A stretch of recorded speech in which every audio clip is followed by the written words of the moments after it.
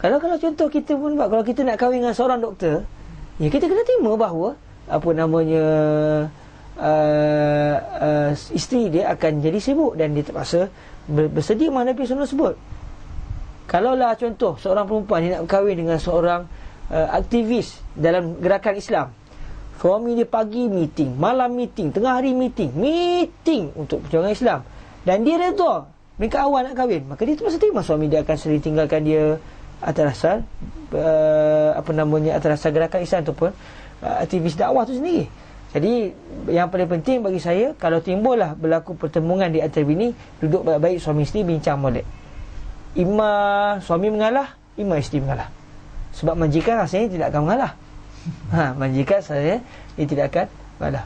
Tapi kalaulah andai kata contoh pada dengan suami tu dia dah boleh, kewangan dah okey, dan nampaknya kalau isteri bekerja nampak agak membawa masalah kepada anak-anak, jadi nak bagi keputusan pun tak berani juga. Sebab contoh kalau dalam profession dia begitu, dia akan membabitkan masa depan dan sebagainya. Tapi bincanglah molek-molek dalam menyelesaikan isu ni. Dia dah isu masalah rumah tangga, macam mana nak menyelesaikannya.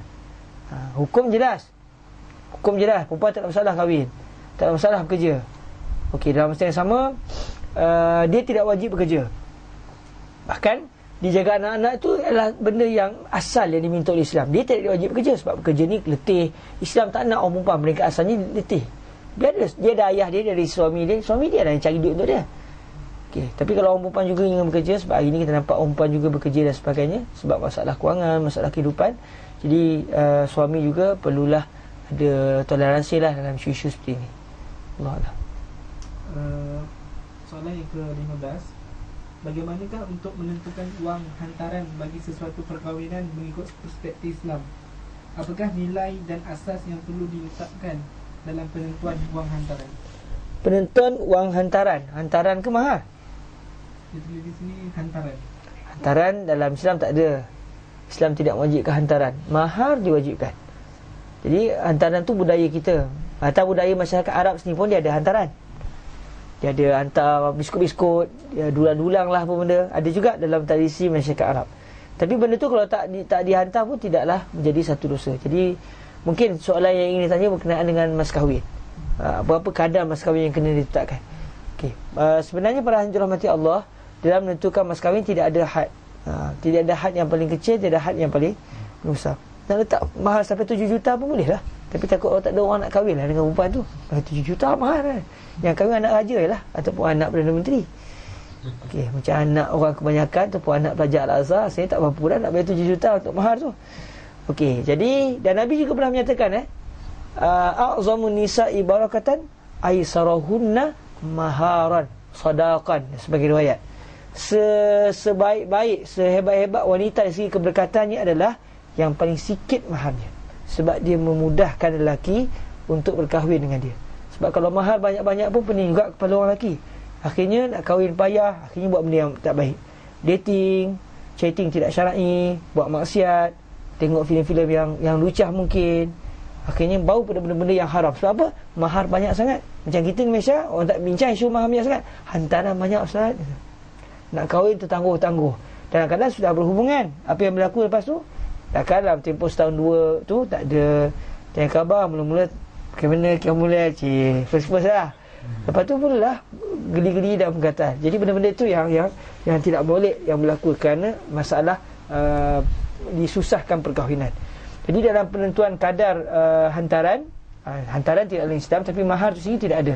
Tidak ada had tinggi, had terendah berdasarkan ini. Cuma yang terbaik adalah berdasarkan uruf tempat dan tidak mahal.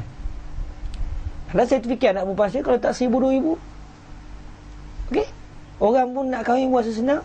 Tapi kita taklah fikir anak kita murah sangat. Bukan itu maksud dia, tapi kita nak memudahkan.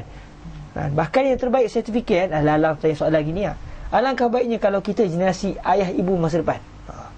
Ayah ibu masa sekarang susah dah kan, sebab mereka terikat dengan adat lampau dan sebagainya. Tapi alangkah baiknya tradisi ayah ibu masa depan kita lah. Bila kita dah ada anak-anak nanti, apa kata kalau kita pula yang bantu anak-anak kita? Sebab kadang-kadang yang berlaku saya sentuh sikit. Anak-anak kadang-kadang nak kahwin, tapi masalahnya keluarga perempuan tak banyak sangat, ataupun bukan masalah mahal sangat kadang-kadang, tapi masih belajar. Jadi keluarga tak bagi kahwin sebab belajar. Sedangkan perkahwinan ini umpama orang yang kelaparan. Orang yang lapar, dia boleh kata dia nak makan, tapi kalau kita sabar. Dia sabarlah. Dia tak sabar, dia ngap lah juga kan. Jadi begitu juga dengan isu kita punya fitrah perkahwinan.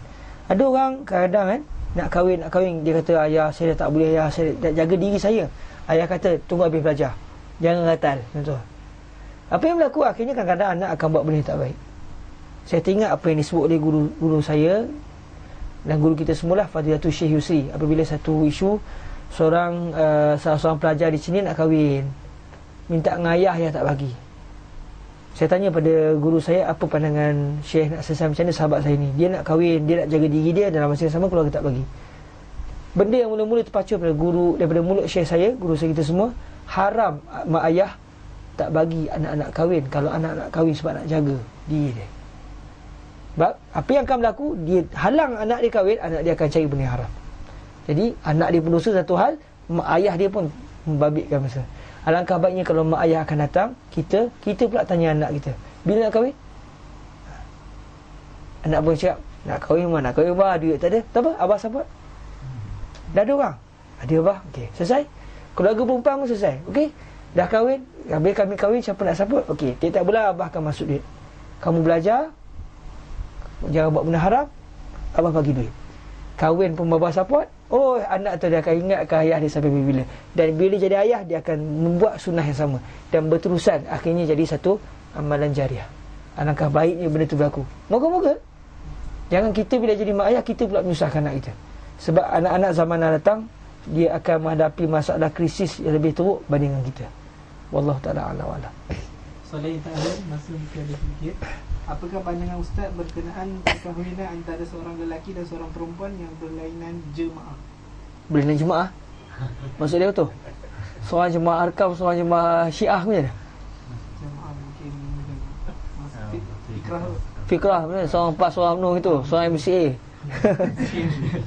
Para hadirin yang dirahmati Allah SWT, ya, perkahwinan ini dia adalah antara tujuan perkahwinan adalah supaya kehidupan itu tenang. Realiti yang kita tengok kalau